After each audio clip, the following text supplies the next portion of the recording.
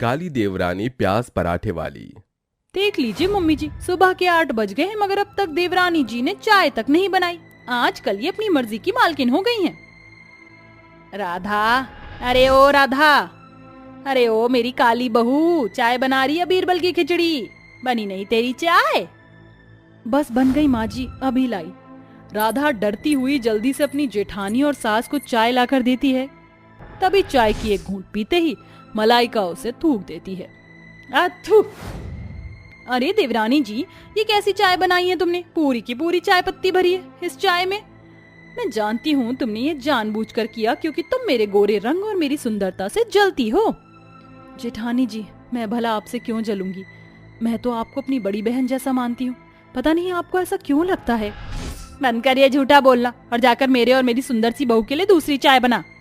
राधा का रंग बहुत ही काला होने के कारण सौदामिनी उसे बिल्कुल भी पसंद नहीं करती थी। वहीं मलाइका भी सुंदर थी, इसलिए सौदामिनी उसे महंगे से महंगी ख्वाहिश पर खर्च करने पर जरा भी नहीं सोचती। सौदामिनी के 2 बेटे थे, बड़ा बेटा अनुराग और छोटा बेटा ललित। अनुराग बहुत पढ़ा लिखा था, इसलिए घर का बिजनेस वही संभालता था। वहीं ज्यादा पढ़ा लिखा ना होने के कारण ललित 10-10 रुपए कमाने के लिए प्याज की बोरियां ढोता था। राधा, जरा एक गिलास पानी तो लाना, बहुत प्यास लगी है। अभी लाई। ये लीजिए जी पानी। राधा, बहुत भूख लगी है, कुछ खाने को ले आओ। आप हाथ मुंह धो लीजिए, मैं खाना लगाती हूँ। ये कहकर राधा रसोई में आती है जहाँ कढ़ाई पतीले सब खाली पड़े थे। हे भगवान, खाने को तो कुछ बचा ही नहीं। लगता है जेठानी जी सारा खाना अपने कमरे में लेकर चली गई। क्या करूं, बनाने के लिए सब्जी भी नहीं, बस यही 2 प्याज हैं। एक काम करती हूँ, ललित जी के लिए प्याज के पराठे बना देती हूँ।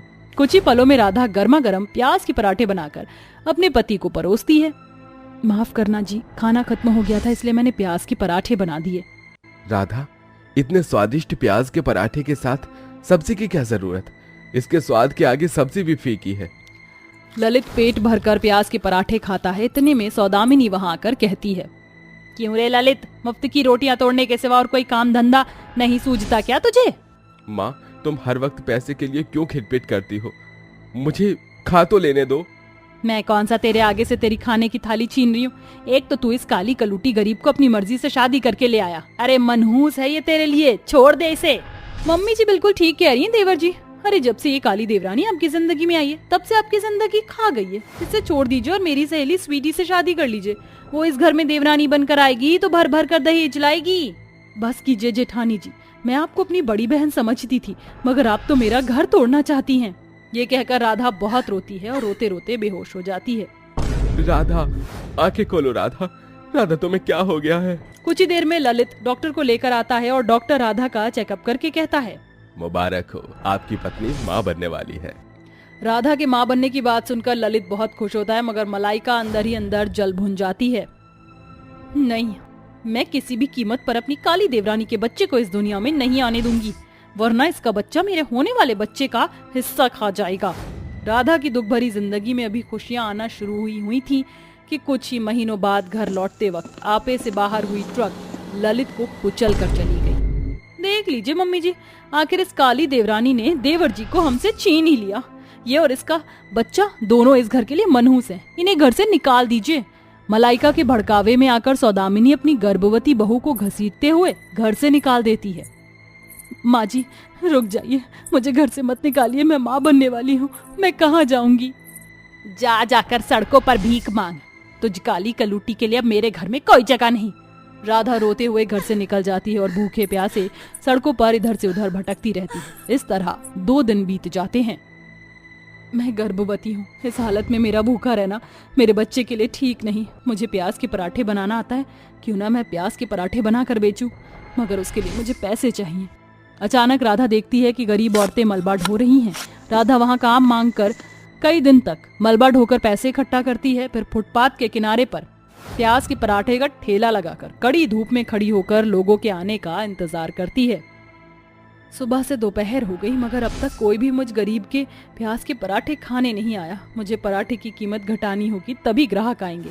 राधा कम कीमत पर प्याज के पराठे बेचना शुरू करती है, जिसे फुटपाथ के रास्ते से आने जाने वाले लोग वहां रुककर गरीब काली बहू के प्याज के पराठे खाते हैं। अरे ओ बहन जी, जरा जल्दी से 2 प्याज के पराठे खिलाना। अभी देती हूँ भाई साहब। राधा झटपट से गर्मा गर्म प्याज के पराठे बनाकर ग्राहक को देती है। अरे वाह बहन जी, ये प्याज के पराठे तो बड़े ही स्वादिष्ट और करारे हैं। अरे भाई वाह, खाकर मजा आ गया। 2 और प्याज के पराठे देना। ये लो भैया।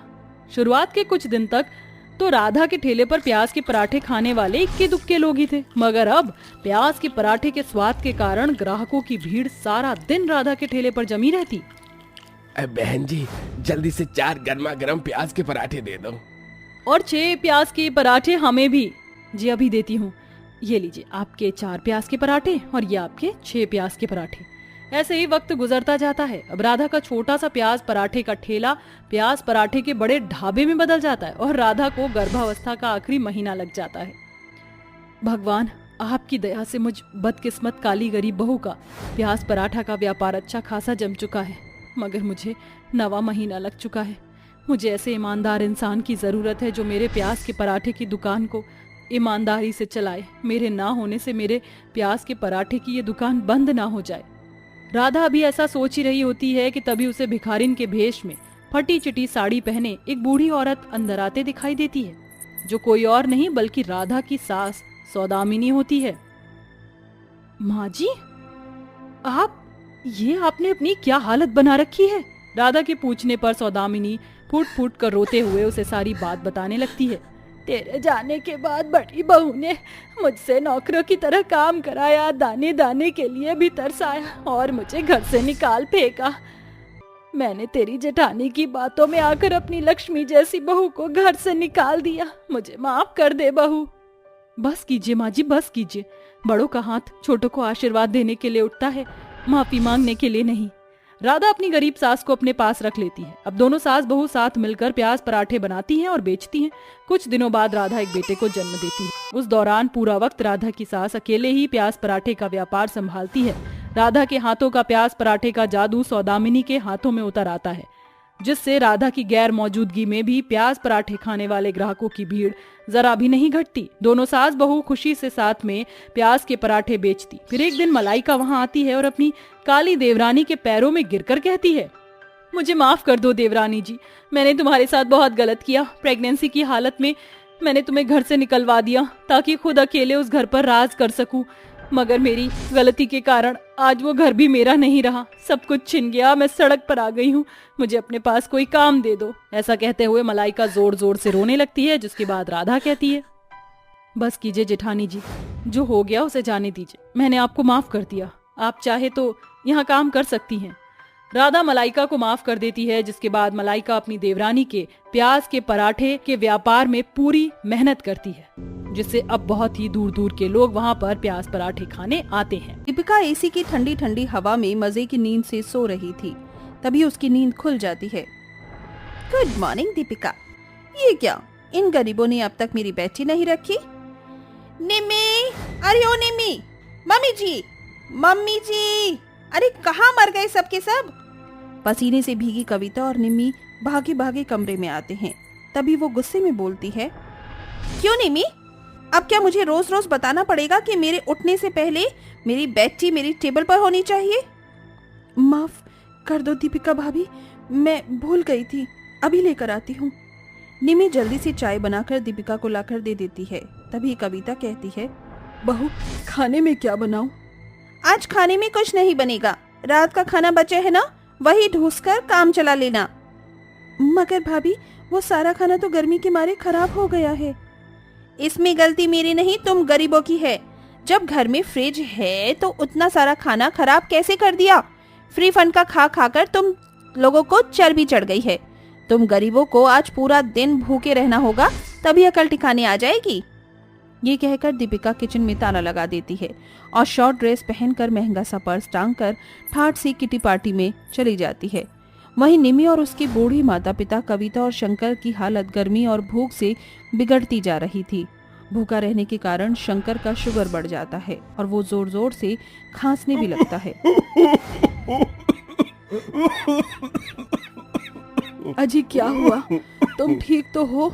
भूख लगी होगी ना? पता नहीं कैसी 2 चेहरे वाली बहू घर ले आए हैं जिसके दिल में अपने ससुराल वालों के लिए थोड़ी भी दया नहीं। ऐसा कहते हुए कविता की झुलसी आंखों के आगे पुरानी यादों की यादें झांकने लगती है, जब इस घर आंगन में हंसता खेलता परिवार रहा करता था। मालकिन, पूजा की थाली तैयार कर दी है। ठीक है लल्लू, मैं मंदिर होकर आती हूँ। कविता का घर बहुत ही बड़ा और हर सुख संपन्नता से भरपूर था। मंदिर पहुंचकर कविता पूजा करके कहती है, पंडित जी, मेरे नमन के लिए किसी संस्कारी लड़की का रिश्ता बताइए। अचानक कविता के सामने पूजा की थाली लिए दीपिका आकर खड़ी हो जाती है। उसके लंबे काले घने बाल, सर पर एक बिंदी लगी होती है और उसने लाल रंग का सूट पहना हुआ होता है। पंडित जी, ये प्यारी सी लड़की कौन है?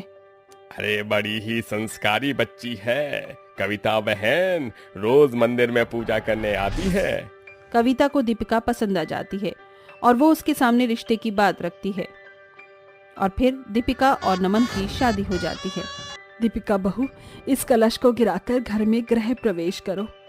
जी मम्मी जी। वेलकम टू आवर फैमिली भाभी।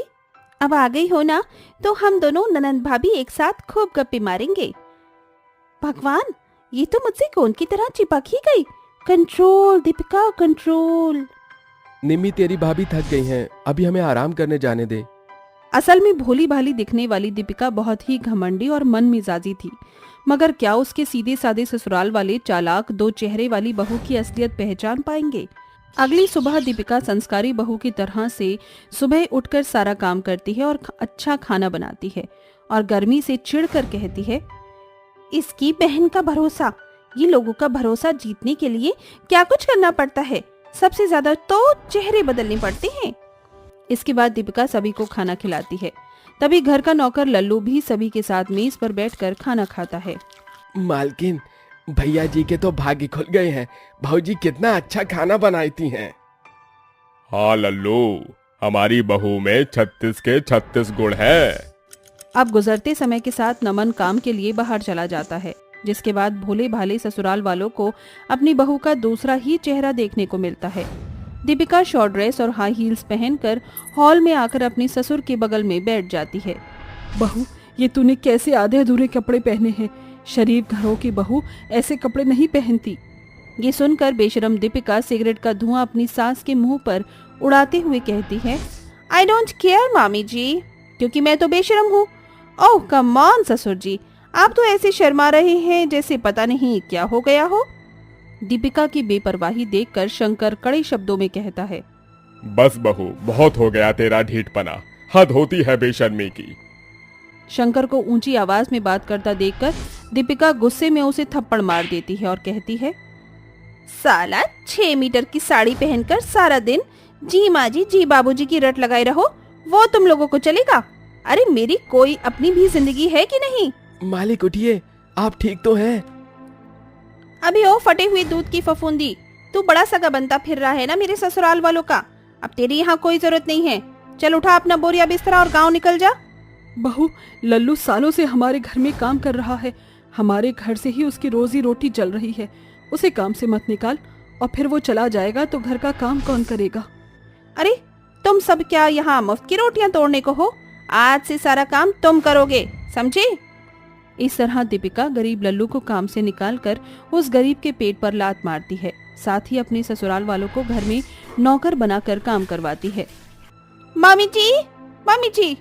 हाँ बहू, तूने बुलाया? मेरे कपड़े अब तक गंदे क्यों पड़े हैं? अभी इसी वक्त मुझे मेरे कपड़े धुले हुए चाहिए। ऐसा कहते हुए दीपिका गंदे कपड़ों का ढेर अपनी गरीब सास के मुंह पर मार देती है और वॉशिंग मशीन में कपड़े धोने से भी मना कर देती है, जिसके बाद कविता कड़ी धूप में कपड़े धोने लगती है। वहीं दीपिका अपने कमरे में एसी की ठंडी ठंडी हवा में ठाट से बैठकर जूस पीती है। तभी नमन का फोन आता है। नमन, घर आने वाले हैं, तुम तीनों कान खोलकर सुन लो। अगर मेरे इस दूसरे चेहरे के बारे में नमन को पता चला तो तुम तीनों के तीनों कल सुबह का सूरज नहीं देख पाओगे। थोड़ी देर में नमन घर चला आता है और दीपिका संस्कारी बहू बनकर काम करने का झूठा नाटक करती है। नमन, आ गए आप? प्रणाम माँ। प्रणाम पिताजी।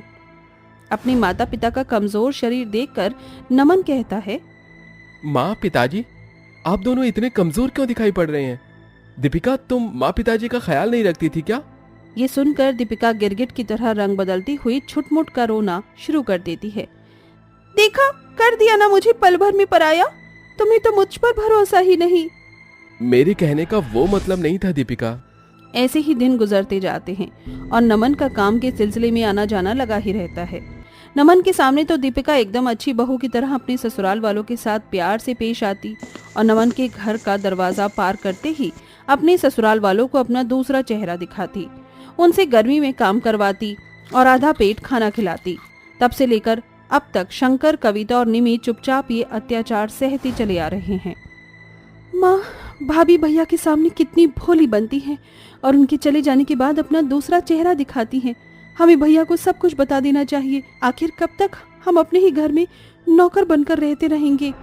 निमी की सारी बातें दीपिका सुन लेती है और नशे में धुत लड़खड़ाती हुई आकर उसके बाल खींचकर कहती है, अच्छा तो मेरी प्यारी ननद मेरा घर तोड़ने का जाल बिछा रही हैं। मेरे बाल, भाभी मुझे छोड़ दो। माँ, बचाओ मुझे। बहू, मैं तेरे पैर पड़ता हूँ, मेरी बेटी को छोड़ दे। हट बुढ़े। ऐसा कहकर दीपिका शंकर को लात मारकर निमी का सर दीवार में पटकने लगती है। वहीं कविता उसके पैरों में खूब गिड़गिड़ाती है, मगर कहते हैं ना, सच एक दिन सबके सामने आ ही जाता है। ऐन मौके पर नमन घर आ जाता है और दीपिका का घिनौना चेहरा उसके सामने आ जाता है। दीपिका, छोड़ो मेरी बहन को, मैं कहता हूँ छोड़ो। नमन को अपने सामने खड़ा देखकर दीपिका का नशा उतर जाता है और वो डर के मारे पसीने पसीने हो जाती है और थरथराते हुए कहती है, नमन तुम? हाँ, मैं। निमी आंसुओं से भरी नमन को गले लग जाती है और नमन कहता है, अच्छा हुआ जो तुम्हारा असली चेहरा मेरे सामने आ गया।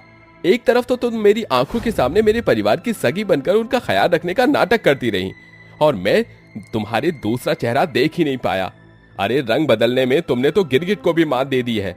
मैं हमेशा समझता था कि मैं कितना खुशकिस्मत हूँ जो मुझे तुम जैसी बीवी और मेरे परिवार को तुम जैसी बहू मिली है, मगर उस संस्कारी बहू का दूसरा चेहरा ये है, आज से तुम मेरी बीवी नहीं, चली जाओ मेरे घर से। ये कहकर नमन दीपिका की मांग से उसका सिंदूर मिटा देता है और उसका मंगलसूत्र भी छीन लेता है। अपने दो चेहरों के कारण दीपिका का रिश्ता टूटने की कगार पर आ जाता है, जिससे दीपिका रोते हुए कहती है, नमन मुझे माफ कर दो, मुझे इस तरह से मत छोड़ो, मुझे एक मौका दे दो। मम्मी जी, मुझे माफ कर दीजिए। नमन, बहू को माफ कर दे, हमारे लिए अपना बसा बसाया घर मत तोड़। देखा दीपिका, जिनके साथ तुमने इतना बुरा किया वो तुम्हारे हक में बोल रहे हैं। उनके तुम्हारी तरह दो चेहरे नहीं जो सामने कुछ और पीठ पीछे कुछ और हों। आखिर में दीपिका को अपनी गलती का एहसास हो जाता है और वो खुद को पूरी तरह से बदल लेती है।